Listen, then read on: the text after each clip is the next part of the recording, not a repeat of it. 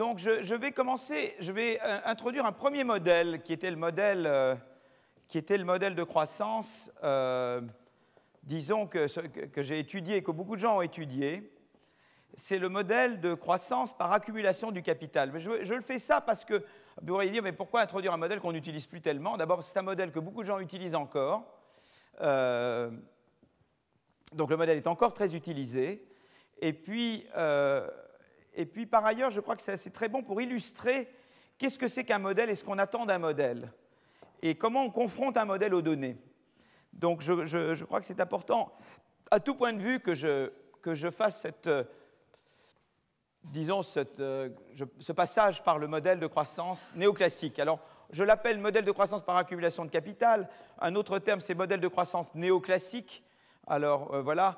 Autre nom, c'est le modèle de Solow, S-O-L-O-W, du nom de Robert Solow, qui a eu le prix Nobel. Donc, ce modèle c'est l'année de ma naissance, 1956.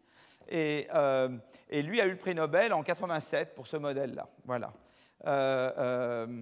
Et ce qui a fait le succès de ce modèle, c'est sa parcimonie. Vous savez, quand vous faites un modèle en économie, l'économie, c'est très compliqué, il se passe tellement de choses. Tout est un peu dans tout en économie, hein, dans le monde. Et donc, c'est beaucoup de travail pour arriver à quelque chose de très simple, où vous faites un peu comme un croquis. Vous savez que des fois, vous avez des gens ils vous font des aquarelles, par exemple. Vous savez, des aquarellistes géniaux, ils vous font 3 traits et ils ont capturé un port, un endroit, etc. C'est appelé quelque part un modélisateur qui a du talent. Il est capable, c'est comme un excellent aquarelliste. Et il arrive comme ça à 2 traits, et avec 2 équations, Solow vous décrit un processus de croissance. Et si vous voulez, c'était très utile aussi parce que nous qui avons travaillé sur d'autres modèles, Solow a toujours été un modèle de modèle. Vous voyez ce que je veux dire? C'est-à-dire qu'il faut qu'on arrive, si j'arrive avec un modèle qui a 10 équations, personne ne va faire attention. Si j'ai un modèle qui se ramène à 2 équations ou un petit nombre, à ce moment-là, les gens regardent parce que c'est vrai que j'ai mis le doigt sur les processus fondamentaux. Et donc, si vous voulez, Solow, c'est une référence. Donc, si vous voulez, le succès de Solow, c'est d'abord parce que vous avez un modèle élégant et parcimonieux, c'est-à-dire qui économise en hypothèses et en équations. On écrit tout avec peu d'équations et de manière très ramassée. Donc ça, c'est quand même très joli. L'autre chose qui est très intéressante chez Solow, c'est que c'est un modèle qui explique pourquoi, sans progrès technique, il n'y a pas de croissance de long terme. Donc, si vous voulez, c'est un modèle de croissance qui vous explique pourquoi, en gros, voilà, l'accumulation de capital ne vous donne pas de croissance. Voilà, c'est très intéressant.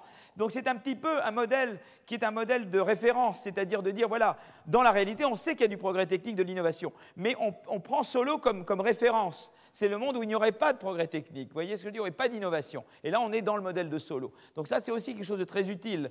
Il y a en économie Arrow-Debreu, par exemple, ou Walras, si vous avez peut-être entendu parler.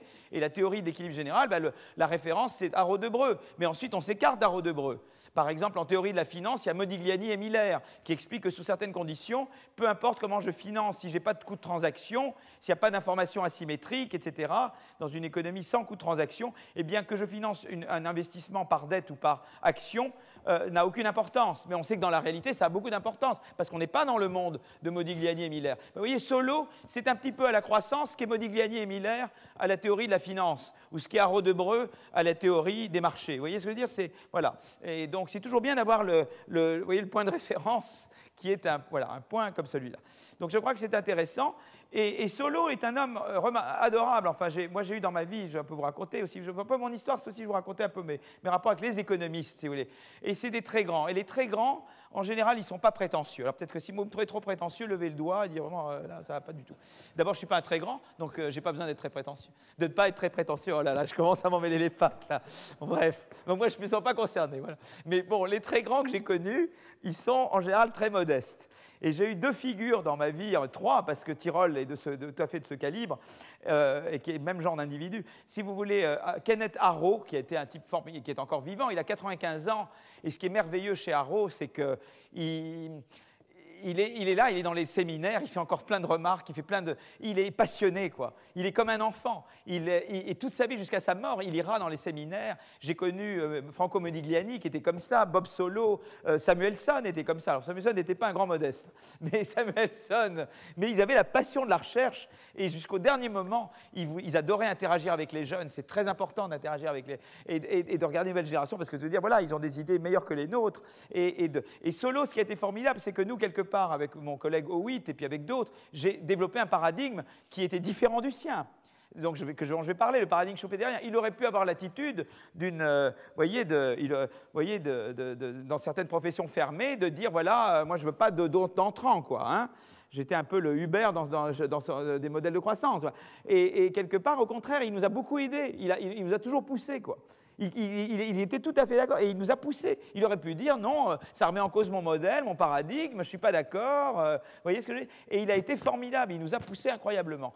Et c'est ça que je trouve remarquable chez l'individu. Et c'est une leçon, si vous voulez, non seulement ça a été un formidable économiste, mais en même temps un formidable être humain, un formidable collègue. Et voilà, et c'était pour moi un modèle de ce qu'il faut être en économie, d'abord parce qu'on est tous à chercher, on n'a pas la science infuse, on fait des choses très imparfaites, évidemment, et on est dans le brouillard beaucoup, et donc c'est d'avoir cette modestie et cette ouverture et cette envie de dialoguer, et cette envie de... Et c'est ça qui est sympa, quoi. Voilà, je vois que ça doit être fait par des gens sympas et de manière sympa. Voilà, donc c'est un petit peu... Et Solow, je tenais beaucoup à expliquer à quel point Solow, Arrow... tous ces gens-là sont des gens formidables. Alors, le modèle de Solow, si vous voulez, pour vous dire d'une manière, je l'avais résumé, je reviendrai sur la manière dont je l'expliquais dans ma leçon inaugurale, parce que j'avais promis que je n'aurais pas d'équations. Donc, si vous n'avez pas les équations, ne les regardez pas, d'accord? Mais si vous connaissez les équations, vous les regardez. Ça n'a aucune importance si vous ne les connaissez pas. Le modèle de Solow, la beauté, c'est que vous avez deux relations. La première relation vous dit qu'on produit de l'output avec du capital. Alors ça peut être du capital, j'y reviendrai, ça peut être du capital physique ou du capital humain. Et je reviendrai sur le capital, je peux vous dire une petite slide sur le capital. Je produis avec du capital. Alors le capital, ça peut être du capital physique, c'est-à-dire des machines, des équipements, etc. Et ça peut être du capital humain.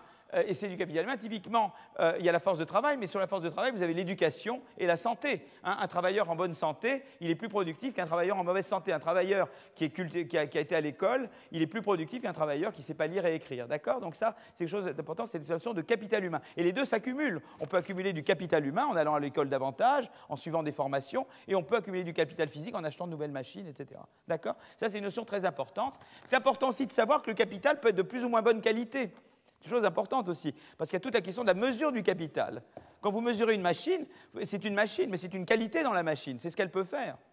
Et le capital humain, c'est pareil, c'est une personne, mais c'est une personne plus ou moins qualifiée. Et donc, ce n'est pas évident de mesurer la quantité de capital humain qu'il y a chez quelqu'un. D'accord? Donc ça, c'est des questions que je mets comme ça, parce qu'elles vont revenir. Hein? Je mets des petites graines en vous, là. Mais c'est des choses importantes. Voilà. Donc, mais sinon, le modèle de Solow, donc vous dit d'abord l'output est produit avec du capital. Voilà. Alors, je mets un A devant, parce que le A, c'est l'idée qu'il peut y avoir une technologie. Et la technologie fait augmenter le A. Mais chez Solow, il n'y a pas une théorie qui explique comment le A augmente. Vous voyez? Chez Solow, il ne vous explique pas ça. Il dit ça s'appelle le progrès technique, mais moi, je ne peux pas l'expliquer. Mais l'essentiel, mais je vais, pour le moment, faisons comme s'il n'y avait pas de progrès technique, comme si le A était constant, et c'est le K qui augmente. Donc, quand K augmente, le Y augmente. Bon, mais alors après, il y a une deuxième équation qui explique comment le K augmente au cours du temps. Et le K augmente parce que vous avez de l'investissement, mais il diminue parce que vous avez de la dépréciation. Mais l'investissement, elle vient d'où? Il est financé comment, l'investissement? Il est financé par l'épargne, typiquement. Et l'épargne, c'est une fraction quand vous gagnez de l'argent, une fraction, eh bien, vous consommez, une fraction, vous épargnez. Eh bien, disons que petit s, c'est la fraction que vous épargnez, d'accord? Donc ça va financer l'investissement. L'argent que vous allez mettre à la banque en épargne, c'est ça qui va financer les entreprises qui investissent, d'accord? Donc au total, eh bien, ça c'est l'épargne globale, qui est une fraction S de l'output global, va être épargnée, donc investie. Une fraction D du capital existant va être dépréciée, mais le net, ça va être l'augmentation du stock de capital, vous comprenez? Voilà. Et c'est ça le modèle de Solow. C'est tout bête. C'est-à-dire, je montre comment le F dépend de K à tout moment, mais je montre aussi comment le K augmente. Et le K augmente par l'effet de l'épargne moins la dépréciation. D'accord? Donc, une fois qu'on a compris ça, voilà. Donc, le capital s'accumule grâce à l'investissement. L'investissement est égal à l'épargne. L'épargne est proportionnelle au revenu. Une fraction D du capital se déprécie à chaque période. Voilà. En gros, c'est ça. Alors maintenant, qu'est-ce qui se passe chez Solow? On peut se dire, tout irait très bien, parce qu'on se dirait, voilà, écoutez, tout est pour le mieux dans le meilleur des mondes. Je produis avec du capital. Comme je produis, ça me finance de l'épargne. L'épargne me fait augmenter mon capital, ce qui va me faire augmenter mon Y, ce qui va me faire augmenter mon épargne, ce qui va me faire augmenter mon Y, ce qui va me faire augmenter mon Y. Vous voyez ce que je veux dire? Et on peut se dire, finalement, eh bien, on n'a pas besoin de progrès technique. Mais le problème, et c'est là qu'est le problème, c'est que malheureusement, il y a ce qu'on appelle des rendements décroissants à l'augmentation du capital. C'est-à-dire que quand vous augmentez, si je n'ai pas du tout de capital, je mets une machine, ben, j'augmente évidemment ma production de 0 à quelque chose.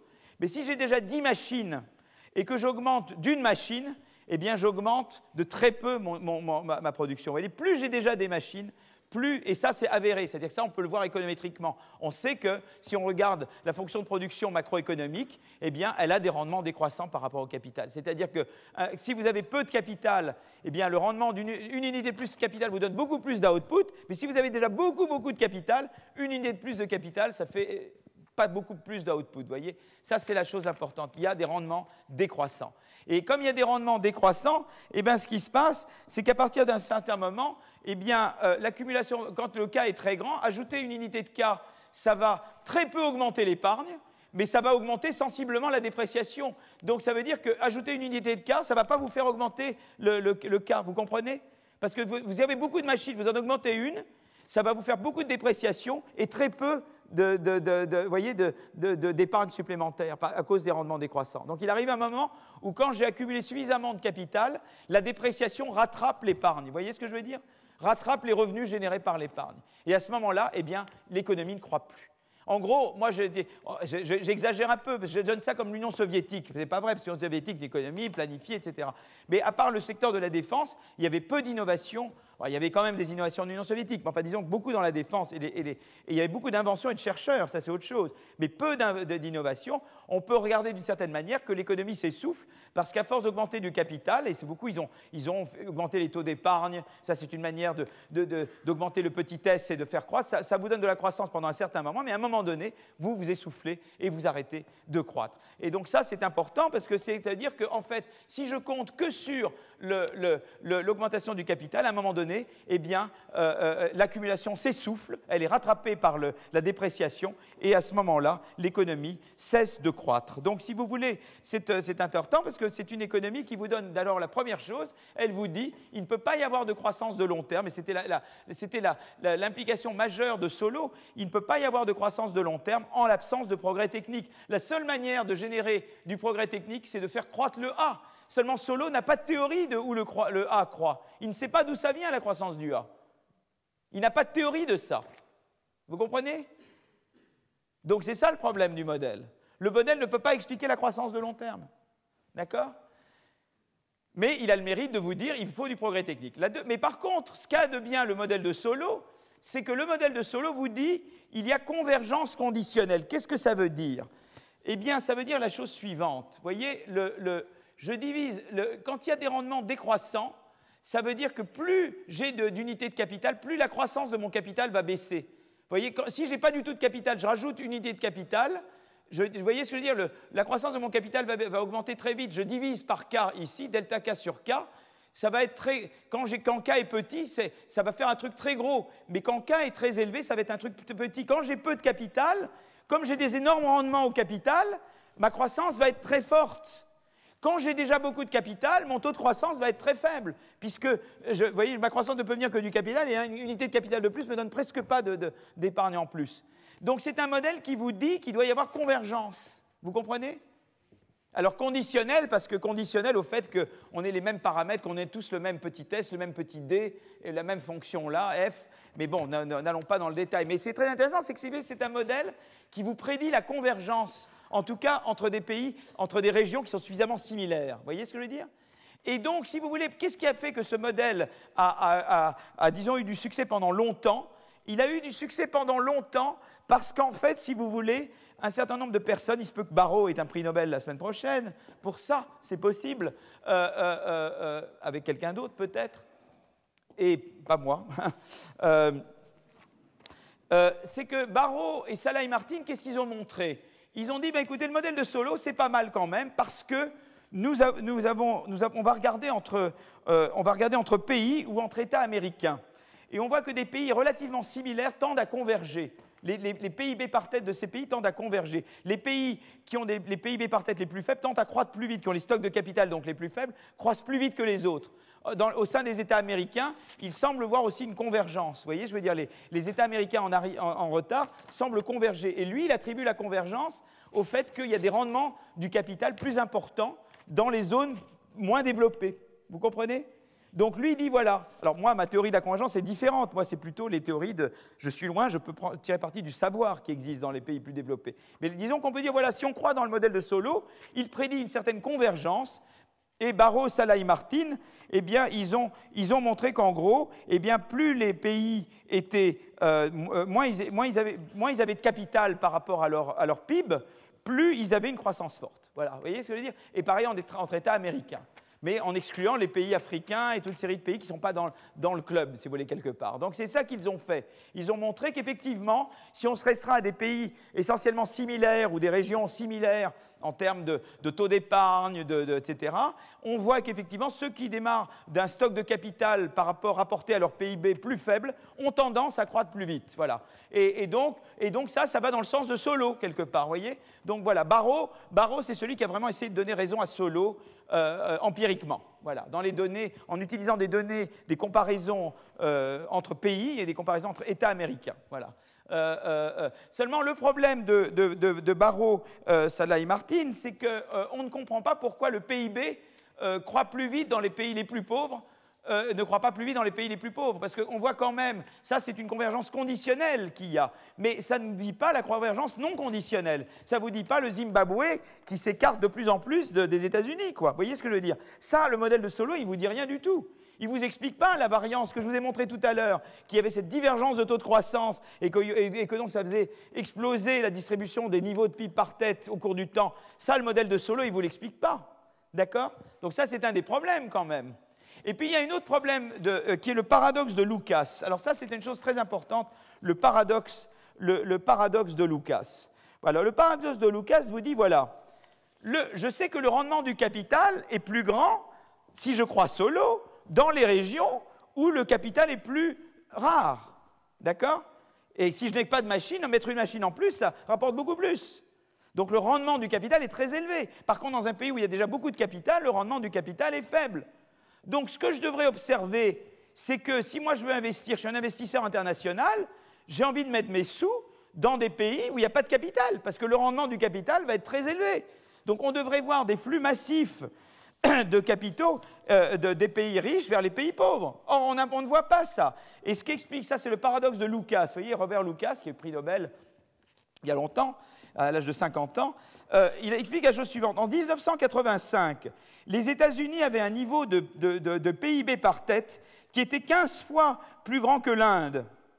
S'il avait fallu expliquer cette différence de PIB par tête entièrement par des différences de stock de capital, eh bien, il aurait fallu que le capital par tête, le capital par habitant en Inde, soit 58 fois plus grand qu'en Inde. D'accord? Mais avec non, il aurait fallu que le taux de rendement du capital en Inde soit 58 fois le taux de rendement aux États-Unis. Si je voulais expliquer, si je voulais faire abstraction du progrès technique, des institutions, de tout ça, et de dire je n'explique la différence de produits par tête aux États-Unis et en Inde uniquement par le fait qu'il y a des rendements du capital plus grands, il aurait fallu des rendements du capital en Inde 58 fois plus grands que les rendements du capital aux États-Unis. Avec une telle différence, on aurait dû voir un flux massif de capitaux des États-Unis vers l'Inde. Or, nous n'avons rien observé de tel. Il ne s'est rien passé de tel. Donc, il y a quelque chose qui manque. Vous voyez comment je confronte aux données? Vous voyez comment la théorie se confronte? Mais vous voyez qu'on apprend en confrontant une théorie. Même une théorie qui n'est pas parfaite, on la confronte à des données, vous vous posez des questions intéressantes. Voilà. Donc ça, c'est le paradoxe de Lucas. Alors évidemment, qu'est-ce qui manque chez Solow? Il n'a pas de théorie de l'augmentation du A, de l'augmentation de la productivité. Il n'a pas de théorie d'innovation. Et puis, il lui manque aussi les institutions. Par exemple, personne ne va aller investir chez Mugabe, parce qu'on se fait trucider, donc on ne va pas y aller, donc on ne va pas. Donc ça, c'est les institutions. Et évidemment, ils n'ont rien à dire sur les institutions. D'accord? Donc ça, on reviendra là-dessus. Je mets des petites graines en vous, et nous allons revenir sur ces choses-là. D'accord? Et après, on va voir un peu éclairer tout ça. D'accord? Donc je mets comme ça, j'aime bien mettre des petites graines, elles germent comme ça, toutes seules. C'est génial, les petites graines. Bon, alors je veux parler avant du résidu de Solow. Ça, c'est une notion très importante. Et Solow est aussi connu pour... donc, il a fait ce papier de 56 sur le modèle de Solow, mais en 57, il a écrit un papier sur la comptabilité de croissance. C'est une notion très importante parce que maintenant, tout le monde fait de la comptabilité de la croissance. L'OCDE, la Banque de France, le FMI, tout le monde fait de la comptabilité de la croissance. Et vraiment... Alors, Madison avait été le premier qui a fait, mais je veux dire, Solow a un peu formalisé et expliqué la comptabilité de croissance. Il y a l'idée de la chose suivante. Il y a combien de manières de générer de la croissance? Vous pouvez générer de la croissance en faisant croître le K. Alors là, j'ai mis que le K, j'ai mis que c'est le capital physique ou le capital humain. Donc en fait, on a deux manières. On peut faire de la croissance en accumulant du capital physique ou du capital humain. Bon, ce qu'explique Solow, c'est qu'à long terme, ce n'est pas ça qui va vous donner la croissance. Mais à court terme, elle peut vous en donner. Mais bon, d'accord. Mais à un moment donné, on peut essayer de croître en faisant de capital physique, capital humain. Mais l'autre manière, c'est le progrès technique. Donc, en gros, qu'est-ce qu'il dit? Moi, comment je vais essayer de mesurer, la contribution du A? C'est que je connais la croissance du Y, hein, le PIB par tête, je sais à quel taux il augmente. Le capital, si je peux le mesurer, je sais le capital physique, le capital humain, je peux mesurer leur taux de croissance. Et puis tout ce qui n'est dans le capital... Et là, je fais la différence entre, d'un côté, la croissance du PIB par tête et moins la croissance du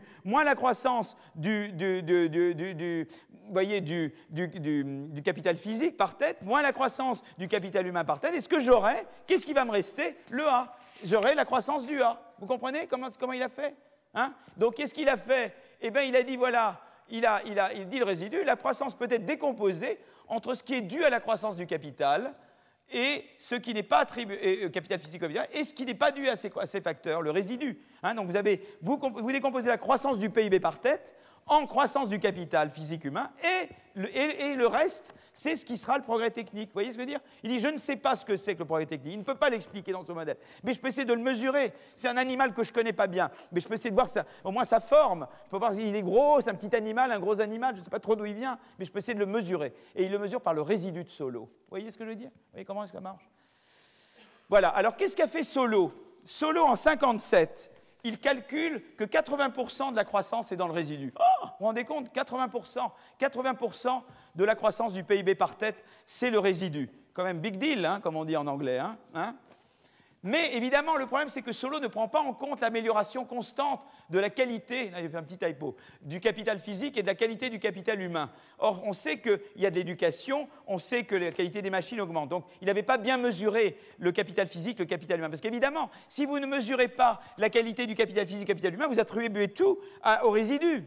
Et peut-être que vous attribuez trop au progrès technique, des choses qui... vous ne rendez pas à César ce qui est à César. Rendez au capital physique ce qui est au capital physique. Rendez au capital humain ce qui est au capital humain. Ne donnez pas tout. Donc il y a eu d'autres économètres. Et là, il y a des noms. C'est des collègues à moi de Harvard. C'est Jorgensen et Grillikes.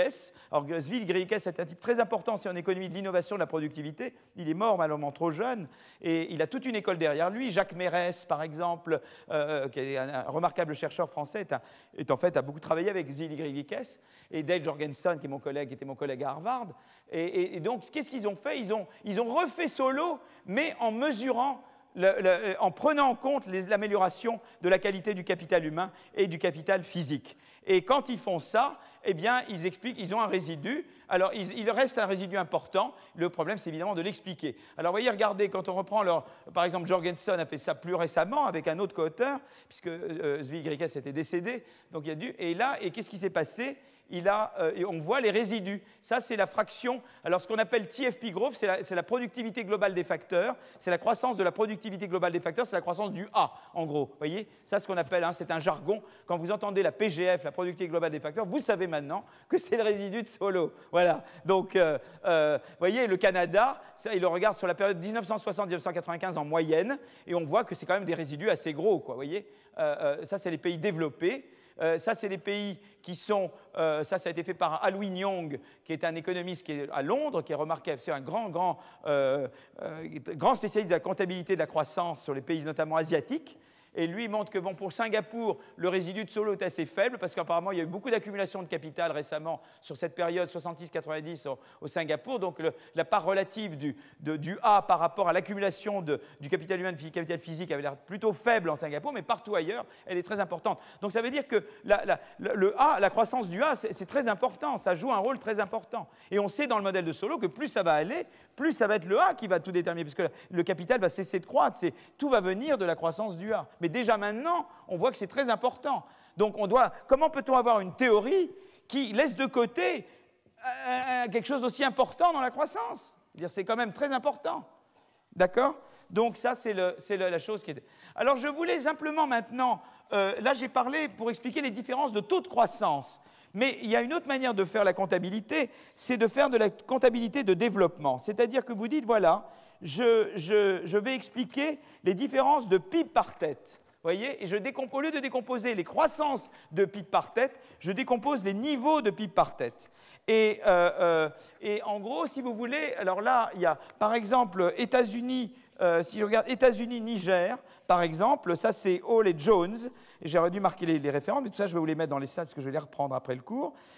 Eh bien, il montre que, on sait que le PIB par travailleur est 35 fois plus grand aux États-Unis qu'au Nigeria. Mais la différence entre intensité capitalistique, c'est-à-dire entre stock de capital rapporté au PIB, n'explique que 1,5 de cette différence. Et les différences en niveau éducationnel, en capital humain, n'expliquent que 3,1. C'est-à-dire que le gros du truc, c'est le A. Il explique que, si vous voulez, si on regarde en niveau, vous voyez, pour expliquer les différences de niveau de PIB par tête, je ne regarde pas la croissance, je regarde en ratio de niveau, eh bien les différences de capital humain et de capital physique n'expliquent qu'une petite partie. Le gros de la différence entre le Nigeria et les États-Unis, c'est des différences de niveau de A. Le A américain est beaucoup plus grand que le A nigérian. Donc c'est une autre manière de regarder ça. Au lieu de regarder les croissances, vous regardez les niveaux. Alors là, il y a eu Clino, Rodriguez-Clair, plus récemment. Ils ont décomposé les variations entre pays du produit par tête, et ils ont montré que plus de 60% de la variation du produit par tête est expliquée par des différences de A. Vous voyez, des différences de productivité globale des facteurs. Donc voilà, donc ça c'est très important. Et donc la question, c'est de savoir comment je peux expliquer des différences aussi persistantes, à la fois des taux de croissance du PIB par tête ou des niveaux de PIB par tête entre les pays. Ça, c'est ce que Solo ne peut pas faire, parce que si je suis dans le modèle de Solo, les différences devraient disparaître. D'abord, dans le modèle de Solo, il y a le progrès technique, je ne peux pas l'expliquer. Alors, il dit oui, il peut expliquer la différence du progrès technique, mais lui n'explique pas le progrès technique. Et deux, si je fais abstraction du progrès technique, dans le modèle de Solo, tout le monde converge, et je ne devrais pas avoir, tout le monde devrait converger vers les mêmes taux de croissance et finalement vers le même niveau de PIB par tête. Donc, si vous voulez, le grand problème, c'est qu'effectivement, j'observe que les régions américaines avec moins de capital croissent plus vite que les régions américaines avec plus de capital, mais ce n'est pas tout vrai, un petit peu, disons d'une certaine manière. Donc, ça, c'était Barros, Salaï, Martin, mais si je regarde, je ne peux pas rendre compte de la divergence persistante des taux de croissance de PIB par tête, et je ne peux pas rendre compte de la dispersion croissante des niveaux de PIB par tête entre pays, et c'est là vraiment les limites du modèle de Solo. Et c'est là et on se rend compte aussi que ce qui est primordial, c'est que le A joue un rôle important et que le Solo n'explique rien sur l'origine de ce A. Voilà. Donc, si vous voulez, c'est là qu'on est maintenant. Vous voyez, regardez par rapport à la Somalie, par rapport à Hong Kong, vous voyez, c'est les niveaux, vous voyez, ça c'est les niveaux de productivité des facteurs. Là. Tout à l'heure, j'avais montré des niveaux de PIB par tête. La productivité des facteurs en Somalie, elle est millilipucienne par rapport à la productivité des facteurs par rapport au A américain. Vous voyez ce que je veux dire? On retrouve bien les pays, là on retrouve bien les pays développés, là on retrouve bien les BRICS, hein, et puis là on retrouve bien sûr les pays moins développés. Et vous voyez vraiment que la TFP est un élément très important pour expliquer qui est plus développé, qui est moins développé. Voyez. Voilà, donc ça c'est ce que je voulais vous montrer là. Alors juste une chose sur l'importance de l'innovation. Alors on va aller vers un modèle petit à petit où il y a deux acteurs, deux grands absents du modèle de Solo. Le premier grand absent, c'est l'innovation, c'est-à-dire qui est la source du progrès technique. Et le deuxième grand absent qui est derrière, c'est les institutions. Alors simplement sur les innovations, je n'ai pas les figures ici, mais on peut montrer que, évidemment, les pays les plus avancés sont des pays où on innove plus, la quantité de brevets par habitant est plus grande, donc il y a un lien entre le niveau de développement des pays et la quantité de brevets, l'intensité de brevets, d'innovation. Mais je veux vous montrer simplement la chose suivante. Et ça, c'était une autre manière de critiquer Solow, qui est due à Romer, qui peut-être lui aussi aura le prix Nobel la semaine prochaine. Donc, si vous voulez, Romer dit la chose suivante, dit voilà, si je croyais dans Solow, ça veut dire que la croissance va aller vers zéro. Si je crois dans le modèle de Solow, je pense que la croissance va décroître au cours du temps. Qu'est-ce que fait Romer? Il dit, voilà, je vais calculer la probabilité, je prends 2 décades de suite, 2 décennies de suite, et je regarde quelle est la probabilité qu'un pays ait une croissance plus importante dans la 2e décennie que dans la première. Il prend des décennies sur une période très longue, 1700-1978.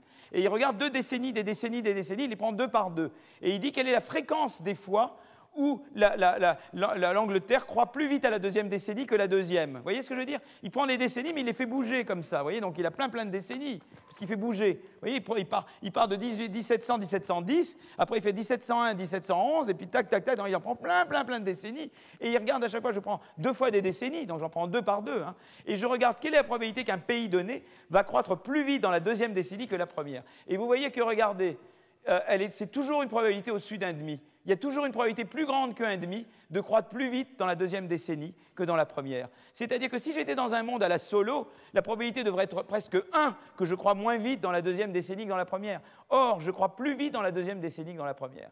Ça veut dire ça, c'est une manière merveilleuse de montrer que la croissance est soutenue. Le modèle de Solow vous prédit que la croissance devrait s'essouffler. Or, la croissance ne s'essouffle pas. Et donc, on veut un modèle qui explique pourquoi la croissance est soutenue. Et évidemment, l'innovation est un facteur essentiel d'expliquer pourquoi la croissance est soutenue ou pas. D'accord? Alors, combien de temps il nous reste maintenant? Je ne sais plus combien. Qu'est-ce que j'ai comme temps? Parce que là, il me reste... oh là là, oui. Donc, je vais quand même commencer. Je vais commencer parce que j'ai encore 20 minutes, mais j'aimerais terminer avant. Peut-être un petit peu. Enfin, j'ai 20 minutes, donc je vais commencer, mais je continuerai la prochaine fois. Donc, je vais maintenant passer par l'importance des institutions. Moi, j'aimerais qu'on me passe ma deuxième... alors, je vais y arriver tout seul comme un grand, en fait. Regardez ce que je vais faire. Je vais le faire comme un grand. Voilà. Alors, voilà, collège court. Voilà. Oh, génial. Ça va tout seul. Voilà. Et maintenant, je vais faire diaporama. Voilà, à partir du début. Oh, c'est merveilleux. Oh là là. Bon, voilà. Très bien. Alors, l'importance des institutions. Alors là, c'est très basé sur un collègue à moi qui a été mon étudiant. Il a étudié la croissance avec moi beaucoup. Et il s'appelle Acemoglu, qui lui aussi est un nom à suivre. C'est quelqu'un voilà, qui a fait beaucoup de choses et qui a vraiment mis en évidence, enfin, concrètement, c'est-à-dire que moi, on avait vu avec Howitt, on a une théorie qui disait que les institutions, c'est important, on avait vu certaines institutions, mais lui, il a regardé à un niveau très global et historique l'importance des institutions. Et j'ai envie de parler d'histoire dans ce cours, d'accord? Parce que la théorie de la croissance, c'est une façon, on en a parlé déjà quand j'ai parlé, du fait que la croissance est un phénomène récent, ensuite on a parlé de la croissance des inégalités au cours du temps, et je veux parler d'institutions, c'est très important, et de des évolutions de long terme. Et l'importance des institutions. Alors là, je veux d'abord m'excuser par avance parce que je n'ai pas eu le temps de tout traduire. J'ai traduit et j'ai modifié des slides que j'avais avant, qui étaient en anglais, je les ai mis en français, mais certaines seront en anglais, et je vais les traduire, mais quand vous les aurez dans 2 jours, elles seront entièrement en français, d'accord? Sauf les figures, d'accord? Donc je m'excuse par avance, mais quand vous aurez les transparents, elles seront traduites. Voilà. Alors, la source de prospérité. Donc déjà, on reprend le début. On dit, pour expliquer les différences de PIB par tête entre pays, là je sens déjà que les gens commencent à tousser, c'est un signe en général de fatigue, et je n'ai rien de contre. Et bien, ce qui se passe, c'est que c'est vraiment une mesure pour moi que je ne dois pas en faire trop. Mais seulement, évidemment, c'est une mesure qui dépend des mois, parce que par exemple, en février, tout le monde tousse, même si je suis un professeur passionnant. Donc je dois ajuster ma mesure, vous voyez, vous voyez, voilà, c'est tout à fait un modèle économique qu'il me faut là. Il faut que j'ajuste. Vous voyez, ça dépend de ce qui suis trop ennuyeux, si ça fait trop longtemps que vous m'entendez, vous ne m'en pouvez plus, et évidemment de l'humidité dans l'air, du froid, des changements de température. Vous voyez, c'est un modèle compliqué, un modèle économique, celui des tout. Voilà. Donc, alors les différences de PIB par tête. Voilà. Alors, il y a des réponses. Donc, on a dit qu'il y a des réponses traditionnelles. On a dit qu'évidemment, les différences de stock de capital physique sont importantes. On pourrait vous dire, ben oui, mais les pays pauvres épargnent moins. D'ailleurs, pourquoi? Ça sera expliqué. On pourrait vous dire, les pays pauvres, ben, écoutez, ils croissent moins parce que, ou ils ont des PIB par tête plus faibles parce que, eh bien, ils épargnent moins que les autres. Voilà, on pourrait vous dire ça. Mais maintenant, il faudrait expliquer pourquoi ils épargnent moins. D'accord? Ensuite, on sait que les différences de PIB par tête sont dues à des différences de stock de capital humain ou de taux de croissance du capital humain. Ben, on peut dire les pays plus pauvres, ben, écoutez, ils n'investissent pas assez en éducation, en qualification, ils n'ont pas les moyens de s'offrir des écoles et des universités de qualité, voilà, ça explique pourquoi ils sont moins bons. Et puis, il y a des différences technologiques. On peut dire, voilà, les pays pauvres n'investissent pas assez en recherche-développement, R&D, c'est recherche et développement, ça reviendra souvent, ni en adoption technologique, et puis peut-être qu'ils n'organisent pas leur production de manière efficace. Je reviendrai là-dessus parce que je parlerai de la notion de management practice, de pratique de management. Il y a eu des études très intéressantes récemment sur les pratiques de management. C'est des sources très importantes de différences de PIB par tête, en fait. Le A est une énorme boîte noire. Le A, c'est à la fois des différences de technologie, mais c'est aussi des différences dans les management practices, dans les façons d'organiser la production. Et c'est très intéressant de savoir d'où viennent ces différences. C'est une différence très importante entre les pays développés et les pays pas développés. Je reviendrai sur cette question. Donc là, c'est une énorme boîte noire, le A, que je vais ouvrir petit à petit. Hein. Donc voilà, en gros, on en est là, nous, d'accord? Mais évidemment, on pourrait dire, mais écoutez, tout ça, c'est pas endogène. Pourquoi les pays pauvres épargnent moins? Pourquoi les pays pauvres n'investissent pas assez en éducation? Pourquoi ils n'investissent pas assez en R&D? Est-ce que c'est purement pour des raisons technologiques ou est-ce que ce n'est pas aussi pour des raisons institutionnelles? D'accord? Donc, et c'est là que, disons que d'autres, Acemoglu et d'autres se posent la question, est-ce que les causes ne sont pas plus profondes? Pourquoi certains pays investissent-ils moins en capital physique et en capital humain? Pourquoi certains pays ne parviennent pas à innover? Pourquoi certains pays ne parviennent pas à adopter leur technologie? À les améliorer et à organiser leur production de manière plus efficace. Et on va voir qu'à chaque fois, c'est vrai que ça renvoie à des différences institutionnelles. Voilà. Donc ça, c'est des choses qu'on va voir petit à petit. Et alors, donc, l'idée, c'est de dire, ben voilà, il y a des causes plus profondes. Alors là, il y a un débat à nouveau, puisque je veux vous présenter la chose d'une manière amusante, en termes d'un débat. Et le débat, c'est ceux qui disent, ce qui compte, c'est les institutions. Alors, je vais définir ce que c'est qu'une... Il y a beaucoup de définitions des institutions. Hein, c'est un peu une tarte à la craie, il y a beaucoup de choses qui rentrent là-dedans. Donc là, il y a un peu d'anglais, désolé. Je reviendrai sur la définition des institutions. Hein, humanly devised rules, c'est-à-dire des règles que les hommes, que les êtres humains mettent en place hein, pour déterminer les contraintes et les incitations. C'est ça que se dit là en anglais. L'autre, c'est la géographie, c'est-à-dire, ben, voilà, on est dans des climats chauds ou froids, humides ou secs, etc. Et ça fait une différence. Des zones fertiles, des zones pas fertiles. Et puis, il y a la culture, c'est-à-dire des différences de croyances, d'attitudes, de préférences, de normes, qui peuvent jouer un rôle également. Donc, tout ça peut jouer un rôle. Vous voyez ce que je veux dire? Et derrière les différences d'attitudes sur l'épargne, sur l'innovation, sur l'éducation, etc.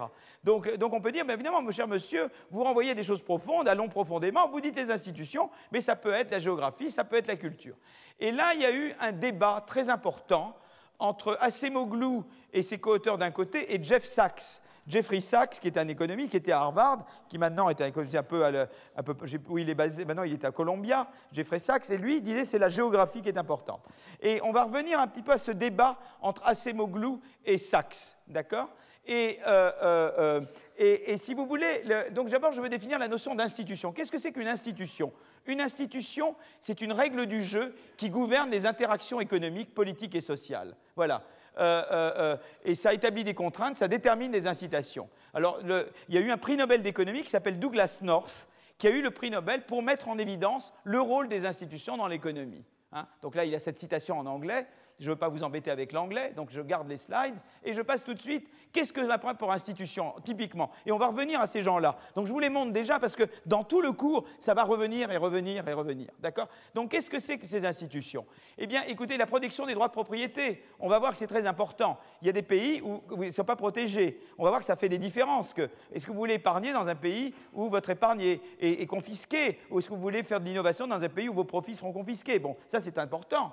Il y a le système juridique, et c'est important, si on vous vole, de pouvoir poursuivre quelqu'un en justice, ou dans le cas qu'il y ait une justice. Bon, c'est important. La corruption, c'est très important. Est-ce que dans un pays où les firmes en place pour faire de la corruption et du lobbying avec les gouvernements, ou des pays où tout le monde est plus sur un pied d'égalité? Bon, c'est un pays où les gouvernements peuvent être achetés ou un pays où ils le sont moins, ça fait une grosse différence. Les barrières à l'entrée, par exemple, est-ce que les firmes en place mettent des barrières à l'entrée de nouveaux arrivants, de nouveaux innovateurs ou pas? Ça, on va revenir sur cela, tout le temps. hein. La démocratie, est-ce que c'est important d'avoir de la démocratie ou un régime totalitaire? Est-ce que les contraintes imposées aux élites politiques et au gouvernement? Il y a des pays où il y a des élections et en fait les gouvernants n'ont aucune contrainte, d'accord? Voilà, on les connaît, je ne vais pas les nommer, hein, et on a été comme ça, nous aussi. Voilà, Pierre Rosanvallon, mon collègue, a écrit Le Bon Gouvernement, et il décrit que sous Napoléon III, c'était une période où il n'y avait pas beaucoup de contraintes imposées. Nous aussi, on a eu notre période, disons qu'il appelle césariste plutôt. Césarienne, c'est autre chose. Voilà, donc... et il y a les règles électorales. Est-ce qu'on a un régime majoritaire, proportionnel? Est-ce qu'on a un système présidentiel, parlementaire? Toutes ces choses-là, en fait, sont très importantes pour la croissance. Et c'est ça qui est passionnant, c'est que maintenant, la nouvelle théorie de la croissance, mais j'y reviendrai quand je fais le modèle schumpeterien, c'est que tous ces animaux-là vont jouer un rôle dans cette grande pièce. La croissance, c'est comme une grande pièce de théâtre. Et chez Solow, tous ces acteurs étaient absents, et je vais faire rentrer tous ces acteurs dans cette merveilleuse comédie qui est la comédie de la croissance. Voilà. Et c'est ça qui va être passionnant dans ce cours, c'est que tous ces gens-là vont jouer un rôle très important dans ce que je vais raconter sur la croissance. D'accord? Donc voilà, là tout d'un coup, là, je n'entends plus tousser. Oui, je sens bien, c'était important. C'était très continuer à le faire parce que c'est une mesure pour moi que je sens comment je dois accélérer. Bon, alors, donc je parle des travaux d'Acemoglu et compagnie. Non, pas mal. Bon, oui, donc là tout de suite, donc, première figure, alors ça, c'est déjà montre quelques figures, mais c'est des figures très très simples. Il faut d'ailleurs il faut qu'on me mette à la porte assez vite. Il est 46, je dois dans 10 minutes disparaître. Bon, alors, ça vous donne en abscisse la protection des droits de propriété. La protection contre les risques d'expropriation. Donc c'est une mesure de protection des droits de propriété. Il y a des mesures. Donc on a mesuré, alors dites pas comment on l'a mesuré, mais on mesure la protection des droits de propriété dans différents pays. C'est des indicateurs Banque mondiale notamment. Et puis en ordonnée, c'est le PIB par tête, le log du PIB par tête.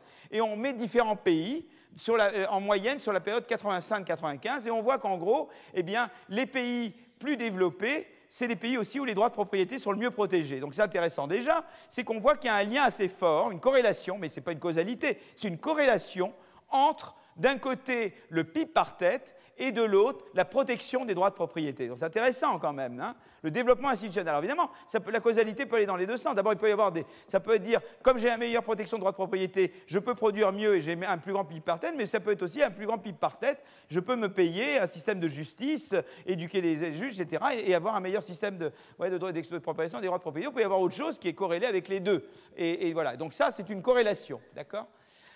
Là, c'est une autre mesure. J'ai toujours le PIB par tête en ordonnée, mais en abscisse, je mets le contrôle de la corruption. Et c'est pareil, mieux on contrôle la corruption, plus on a un niveau élevé de PIB par tête. Mais à nouveau, la causalité peut être dans les deux sens. D'accord ?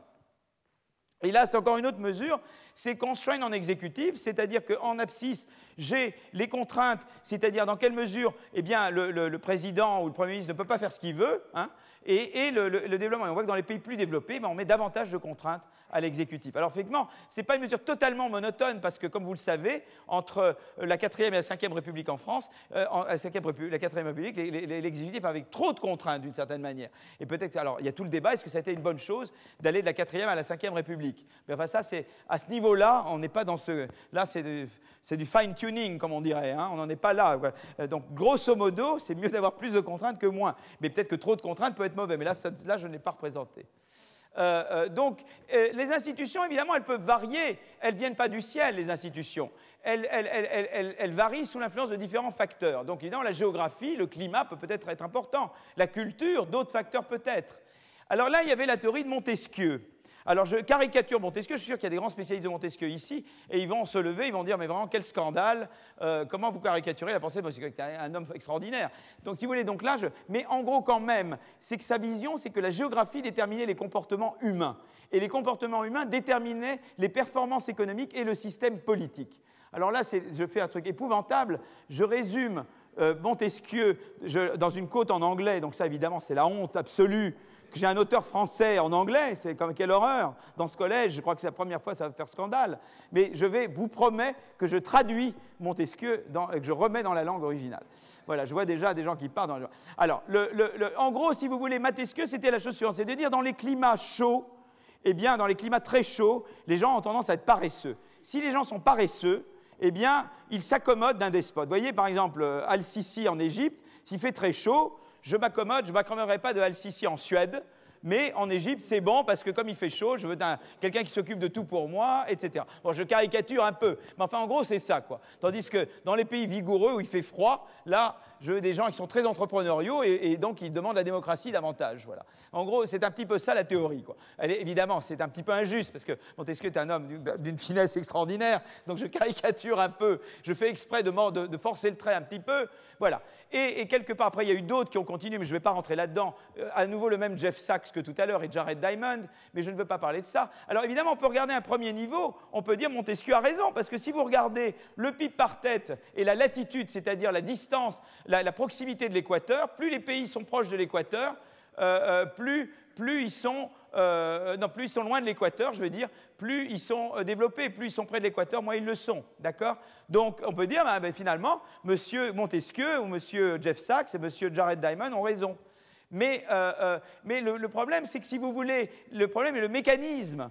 Et le problème, c'est de dire, c'est le climat. Vous voyez, dans la logique de Montesquieu, c'est de dire le climat détermine les institutions de la manière directe, c'est-à-dire, vous voyez, mais c'est surtout le climat qui est important.